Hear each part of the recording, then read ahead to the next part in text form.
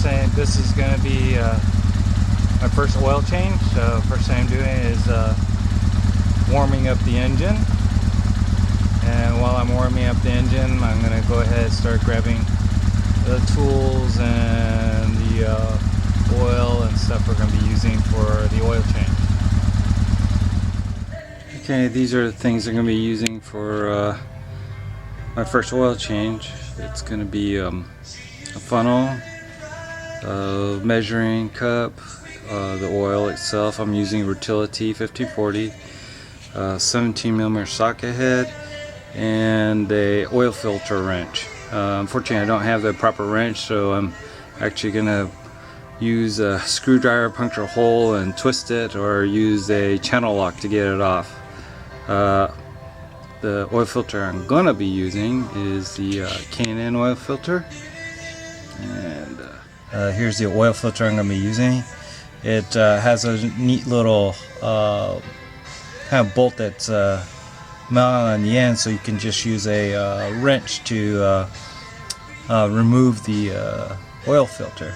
So my bike only has 100 miles on it right now. I'm just going to follow that Moto-Tune USA's break-in procedure. So here we go. Okay, finding the drain bolt. The drain bolt on this bike is on the side where the kickstand is, and it's, let's see, it's this guy right here. So it's a bit of a, because of the way the bike sits pretty low, it's down there right here. So it's the bigger bolt right next to the kickstand.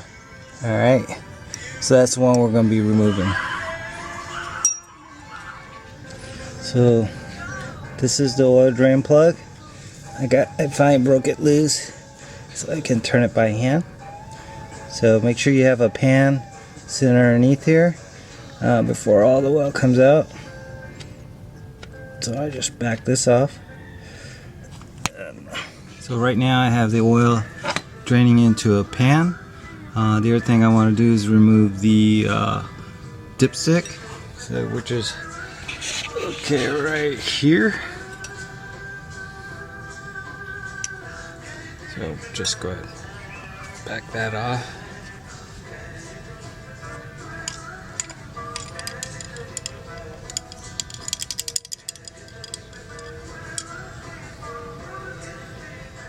So this is the oil filter which sits on the front of the engine. You can see it's kind of, I crushed it in the process of trying to break it loose. It was on pretty tight. Now I got loose, I can just twist it by hand. As you remove it, you'll see oil start coming out of it too at the bottom of it. You can see. So just go ahead and remove that.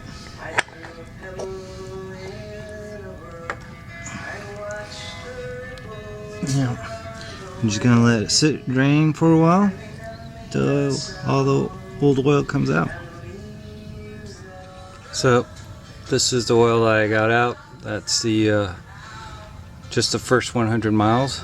So, it's looking pretty dirty. So, go ahead and dispose of it properly, and let's get to replacing the oil now. Okay, next part is we're just gonna replace the drain plug. I'm gonna reuse the same crush washer. They recommend reusing a new one, but I'm just gonna go ahead and reuse this one. And then you want to torque it to specs. I don't have a torque wrench to do it, so I'm just gonna tighten it down just enough so that it doesn't leak any oil. So there you go, that's on. Then you just take your wrench and tighten it down. Good enough. There you go. So this oil filter I'm going to be using to replace, it's a K&N 204. The great thing about it, it's got this little bolt on the end, so it makes it so much easier to put on. So one of the things you want to do is prep the filter by putting some fresh oil on the gasket here. So here's what we'll do. Okay, now we need to check the oil level of our work we've done. So I ran the motor for a few minutes. Now I've let it kind of cool down and now you want to go ahead and remove the cap.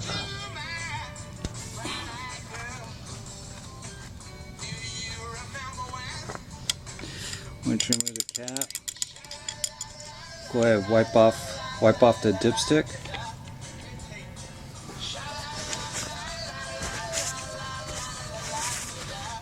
So I wiped it down with a paper towel. Okay, now what you want to do is make sure your bike is level. So since I don't have a jack, I'm gonna straddle the bike and place the dipstick back in.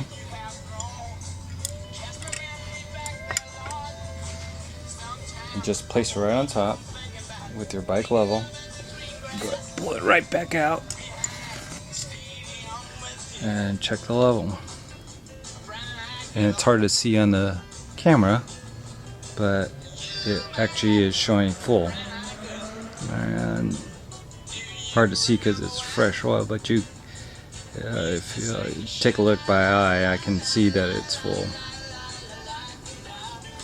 Alright, go ahead and just replace your dipstick and you're done.